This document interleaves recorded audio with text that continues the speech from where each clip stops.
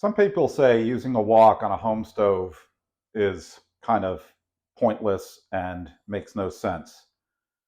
Liars! Do not believe these people's deceitful tales and foolishness. A wok has every place in your kitchen. Welcome, friends, and thank you for joining Rupert Cooks. Today, I thought I'd take a break from cooking and actually talk about something that I used in a previous episode, the wok. So, there's two kinds of woks they can really get. The regular wok, the real wok, has a round bottom. This one has a flat bottom. The round bottom one is the one I started with, but I got that in New York back when I had a commercial stove in my house. Now, it wasn't a wok burner, but it was a huge gas burner, and you could set the wok right on the grid there, and it was close enough to the flame that it would work really well and be stable. Not as good as an official wok burner, but it would work pretty good. When I moved out to Oregon, I was in the land of electric stoves, and a wok does not work so great on that. At first, I had an open coil type stove, and I used one of those wok rings. And that sets the round bottom wok up a little bit over the coils on this ring that stabilizes it. I'm sure most of you have seen them. If that's what you're using on an open coil electric stove, I can buy the argument that it really might not make a lot of sense to use a wok. And the reason for that is because by the time that coil radiates enough heat to start really heating up the wok, it's heated up the whole wok. And you really might as well use a frying pan. A wok is designed to have very concentrated heat, kind of right in the middle, right at that, bottom of that curved shape that's sitting inside a traditional wok burner type stove. Where those things, it's like a flat thing with a hole cut in it, and it's got 6 blowtorch jets, and it puts out like an incredible amount of heat compared to even a regular gas stove. You could never match it even with a commercial gas stove. But it's designed to have very concentrated heat in there. With an electric burner, you're not going to get that, and it's going to take a while for it to heat up. The whole thing's going to be hot, and you're really kind of essentially using a large frying pan at that point, which is not the same thing as a wok. The other alternative is the flat bottom wok, and this is the one that a lot of people have real problems with because they say this is such an accommodation for an American stove that it's really lost all validity and there's no point in it whatsoever. I would disagree. Who invented the flat bottom wok? Oh, my old buddy Joyce Chen.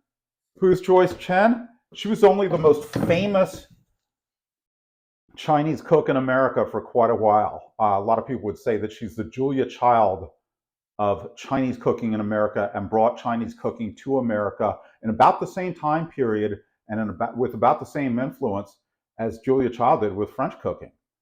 She's so famous, she even had her face on a stamp not that long ago. I don't know, 10 years ago, something like that. There's the Joyce Chen US postage stamp that you can go get. That's how famous she was. She invented and patented the flat and bottom wok in, I think, 1970. And was one of the biggest promoters of Chinese cooking in the United States. So if you think it's invalid, well, you're up against Joyce Chen. Now, granted, maybe she wanted to sell some woks and was just doing what she had to do, but I don't think so. She was a true believer, and as far as I'm concerned, flat bottom wok works great because I had to give up my open coil crappy stove, I don't know, 7 or 8 years ago, because the burners were so tilty and crazy, and it was such a cheap stove. It was like cooking on a boat. Everything was all slanted, and I had to balance a frying pan to fry a couple of eggs in it. Otherwise, they'd fall out. The whole pan would fall off the stove. It was terrible. I got so mad at it, I just got rid of the whole thing. And I really wanted to get a gas stove, but I don't have gas where I am. So I was like, well, what else can I do? So I looked into induction stoves. Okay, so I got an induction stove. I knew I had to have pots that a magnet would stick to. Well, a wok is made out of steel, but the problem is if you have a round bottom wok, You can't set it up on the ring on an induction stove because now it's too far away and it's going to trip the safeties on it, and the burner won't heat up. So I had to get the flat bottom. So I got this like 7 or 8 years ago, and I was very wary of it because, like most people, I thought it was kind of BS. But I found that it actually does a really good job. I actually prefer this, the flat bottom, regular flat bottom wok with no ring or anything on an induction stove than I do the round bottom wok with a ring on a conventional electric stove. Although I would prefer round bottom wok on the commercial stove, that would be better still, and round bottom wok on an actual wok burner stove would be the best. So what are you trying to do with this? Well, if you put this on an induction stove and crank it up, you have to have the stove pretty hot because, interestingly, with an induction stove, it's using magnetism, rapidly shifting magnetism, to move those molecules in the pan back and forth so they rub against each other. So they're moving very fast, and when things are moving very fast against each other, they get hotter. You know, it's sort of like if you're on the highway and you see somebody come whipping by you at 100 miles an hour, they look hot. Hotter than when they're stopped, pulled over by the cop, and they're not going fast, then they don't look as hot. That's how magnetism works. So weirdly, with an induction stove, thinner pots, and a wok is very thin metal.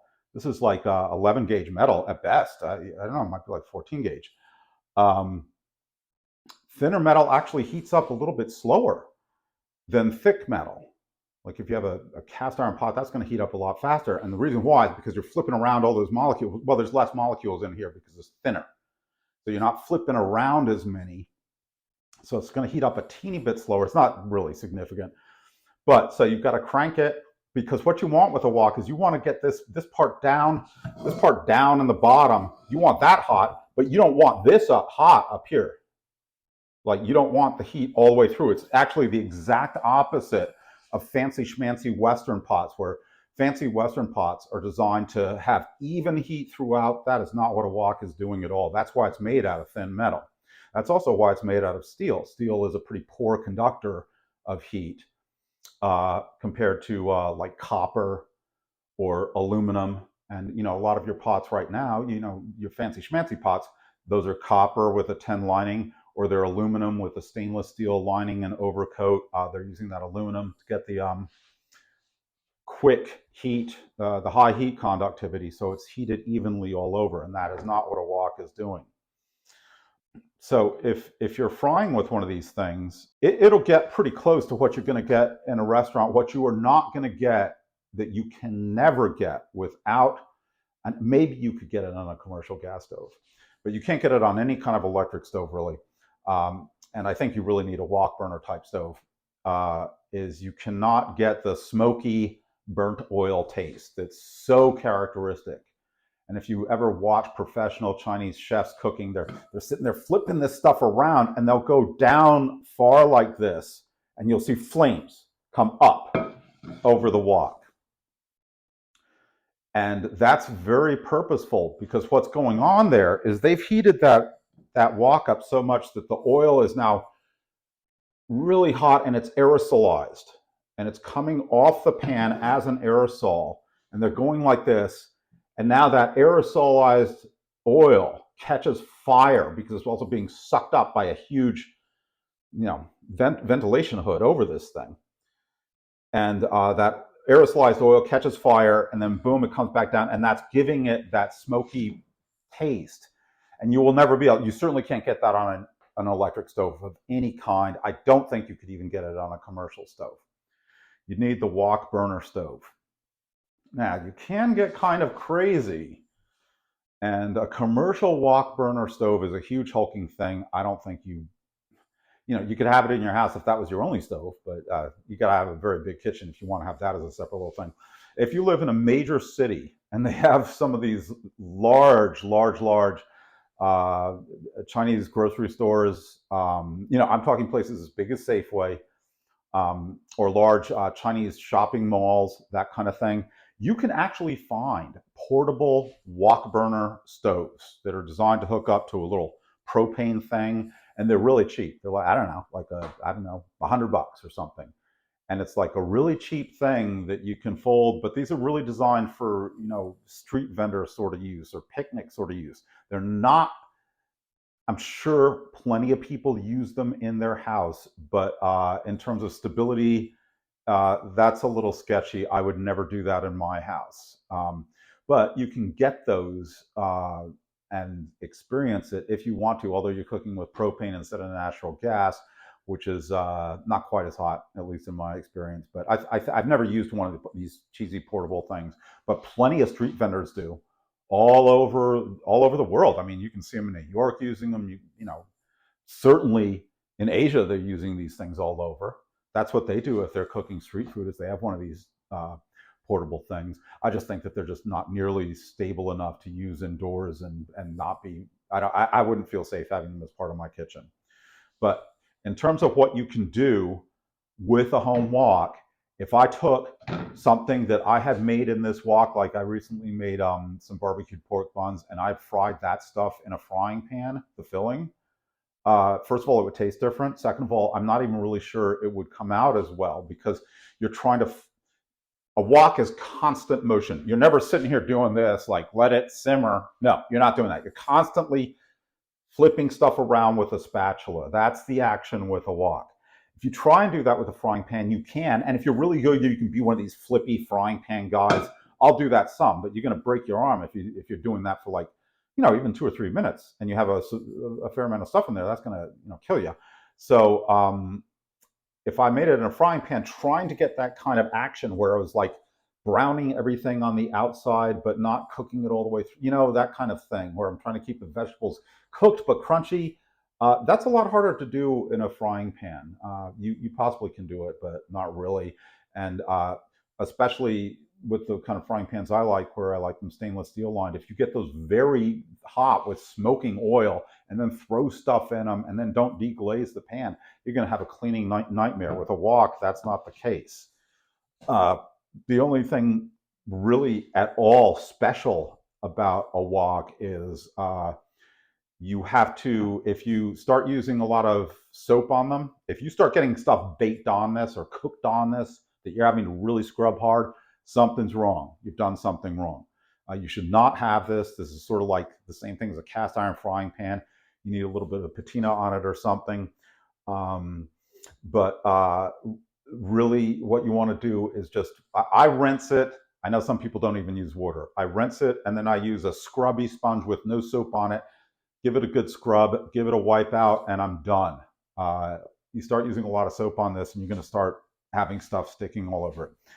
Which, by the way, is another thing that I would never even consider. Is noticed that they've started making Teflon woks. That's crazy. I would never get one of those. Mostly because, like I said, you're doing a lot of spatula work, flipping this stuff around in here. So, you're using Teflon. Now you're going to be using one of those, plastic spatulas, and I just kind of hate those, and it's just going to be a pain. You don't want one of those. Just get, I don't know, these things. What's a steel wok going for now? $20? It's literally like the cheapest, most useful pan in the kitchen. And it's one of those things where if you start paying more and more and more, you don't really get any more. It's one of the few things in life that's like that. You want the kind of cheapo. This actually is a Joyce Chen brand wok. Who knows what kind of quality that means, but I've had this thing quite a while. I like it. It works really well. Nothing wrong with it. I probably would not have, I prefer it maybe without that handle. It just makes it a little bit bulkier, but I don't really care. So at any rate, yeah, I think that woks for home use, provided you understand you're not getting the same thing as a restaurant, it's a compromise. You're getting some of the action with a wok. You can stir fry quickly. You will never get that smoky taste. Well, there's plenty of other things in life that are like that. You're never going to get real pizza taste in your house. You know why? Because you don't have a pizza oven that goes up to like 500 degrees and has been sitting there all day. there's lots of things like that you can't. So that doesn't make it invalid. Does that mean I'm never cooking pizza at home? No, it just means I understand I'm not going to get some like wood-fired, charcoal-baked pizza taste when I make my pizza at home. It's going to taste different. Just like with a wok, I will never get that smoky taste that you get in like chow fun noodles or that kind of thing. I will never get that because I'm not using gas, and even if I had gas here, it doesn't have enough BTUs coming out of the wall to do it. So don't let people dissuade you from getting a wok. Go ahead and get one and enjoy yourself. Once again, this is Rupert Cooks. Thank you so much for joining me. Please like and subscribe, and have a great day and happy walking.